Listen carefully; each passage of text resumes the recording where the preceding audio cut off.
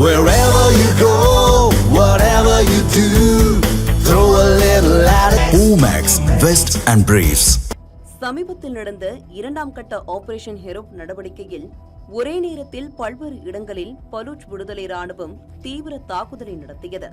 பெண் தற்கொலைப்படை வீரர்களும் இந்த தாக்குதலில் ஈடுபட்டதாக பலூச் விடுதலை ராணுவத்தினர் தெரிவித்திருந்தனர். 50க்கும் மேற்பட்ட பாதுகாப்பு படை வீரர்கள் கொல்லப்பட்ட இந்த தாக்குதலின் போது பலூச் விடுதலை ராணுவத்தினர் பாகிஸ்தான் ராணுவ வீரர்களை கைது செய்தனர். முதல்கட்ட விசாரணைக்கு பிறகு சிறைபிடிக்கப்பட்ட 17 பாகிஸ்தான் ராணுவ வீரர்களில் பலுசிஸ்தான் மாகாணத்தை சேர்ந்த 10 பேர் கடும் எச்சரிக்கைக்கு பிறகு விடுவிக்கப்பட்டுள்ளனர்.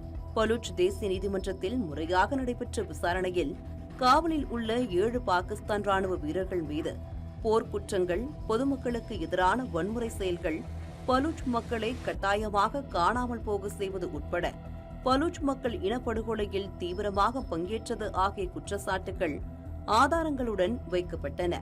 குற்றம் சாட்டப்பட்டவர்களுக்கு தங்கள் தரப்பு கருத்துக்களை கூற வாய்ப்பும் வழங்கப்பட்டு அவர்களின் ஒப்புதல் வாக்குமூலங்களும் நீதிமன்றத்தில் பதிவு செய்யப்பட்டன. விசாரணையின் முடிவில் கைது செய்யப்பட்ட 7 பாகிஸ்தான் ராணுவ வீரர்களையும் குற்றவாளிகள் என்று நீதிமன்றம் அறிவித்தது.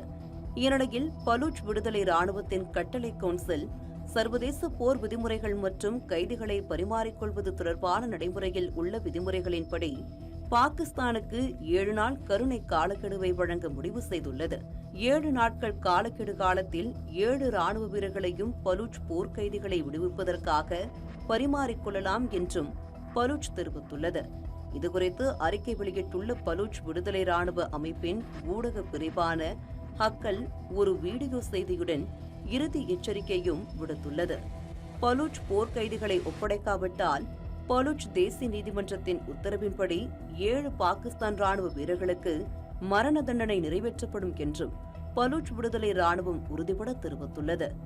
கெடு விதித்து ஒரு நாள் முடிந்துள்ள நிலையில் இதுகுறித்து பாகிஸ்தான் தரப்பில் இருந்து எந்த தகவலும் தெரிவிக்கவில்லை. சொந்த வீரர்களின் உயிரை பாதுகாக்க உடனடி தீர்வு நடவடிக்கையை எடுக்கப் போகிறதா அல்லது வழக்கம் போல் மௌனத்தையும் அலட்சியத்தையும் கடைபிடிப்பதன் மூலம் தனது வீரர்களின் மரணத்துக்கு ஒப்புதல் அளிக்கப் போகிறதா என்பது இன்னும் சில நாட்களில் தெரிந்துவிடும்.